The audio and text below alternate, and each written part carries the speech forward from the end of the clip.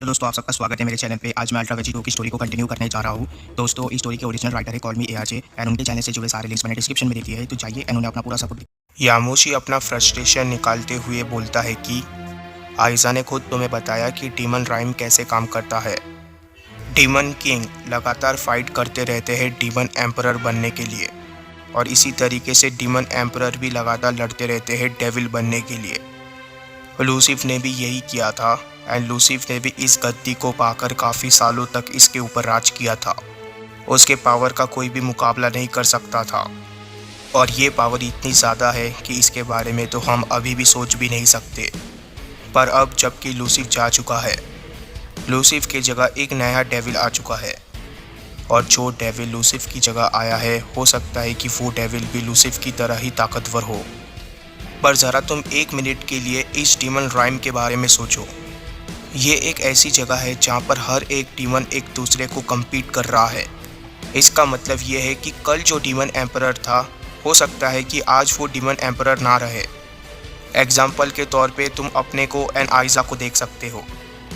अभी तुम सेक्टर 10 के न्यू डीमन एम्परर बन चुके हो, और इसी तरीके से ये राइम चलता है। यहाँ पर हर वक्त लड़ाई होती रहती है, और इससे ये होता है कि ये डीमंस हमेशा ताकतवर बनते रहते हैं। ये बिल्कुल ही एक एक्सपोनेंशियल कर्व की तरह होता है। और तुम्हें तो पता ही है कि इस राइम में टाइम किस तरीके से काम करता है। अगर तुम उसे भी इस केस के साथ जोड़ दो तो ये बिल्कुल लिमिटलेस बन जाता है।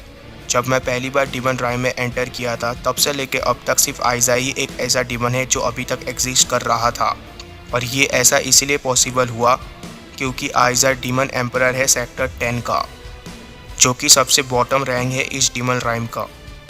यहाँ से तुम कोई गलती नहीं कर सकते हो सकता है कि तुम्हारी याददाश्त थोड़ी कमज़ोर हो, पर मैंने तुम्हें बताया था कि मैं यहाँ पर आया था लोअर क्लास डीमन को हराने के लिए। हम 5 में से एक भी डीमन एम्परर का सामना नहीं कर पा रहे थे। जीटी शायद ये कर सकता है, पर गर्ड्स नहीं। उस बेवकूफ़ ने एक डीमन किंग को सील किया एंड बोलने लगा वो एक एम्परर है, और यही वो कारण था जिसका जिक्र उसने कभी नहीं किया। तभी हम देखते हैं कि वेजिटो एकदम से हैरान रह जाता है। वेजिटो बोलता है कि क्या सच में? वेजिटो को समझ चुका होता है कि डीमन राइम में हर एक डीमन किस तरीके से ग्रो करता है।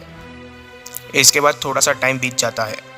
वो डीमन एम्परर गोकू से बोलता है कि तुम्हारे करेंट सिचुएशन को देखते हुए तो ऐसा लग रहा है कि तुम्हारा बैलेंस बिल्कुल ही बिगड़ चुका है इन बेकार मूव्स को करके।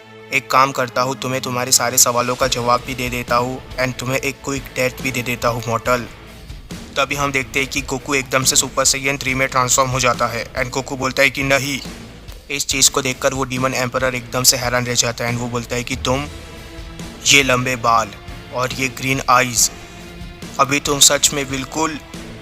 इतने में हम देखते हैं कि गोकू उस डीमन के तरफ काफ़ी तेज़ी से जा रहा होता है, एंड जैसे ही गोकू उस डीमन एम्परर तक पहुंचता है वो एक ज़बरदस्त पंच मार देता है उस डीमन एम्परर को।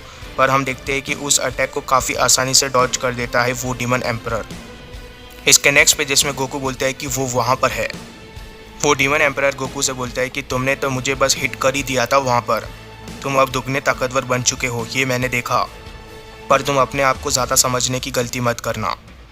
ये लैंड और तुम्हारा सोल सब कुछ लूसिफ को बिलोंग करता है। इस चीज़ को सुनकर हम देखते हैं कि गोकू को काफ़ी ज़्यादा गुस्सा आ जाता है एंड गोकू काफ़ी तेज़ी से उस डीमन की तरफ जा रहा होता है फिर से। जैसे ही हम देखते हैं कि गोकू उस डीमन तक पहुंचता है, गोकू एक ज़बरदस्त पंच मारने वाला होता है उस डीमन को एंड गोकू बोलता है कि मैं सिर्फ ताकतवर ही नहीं बना हूँ।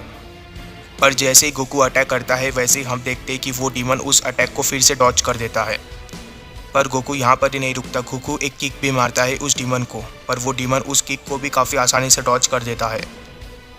वो डीमन बोलता है कि तुम अपने सवालों के बारे में भूल जाओ, अब तो मैं बस ये देखना चाहता हूँ कि तुम क्या क्या कर सकते हो।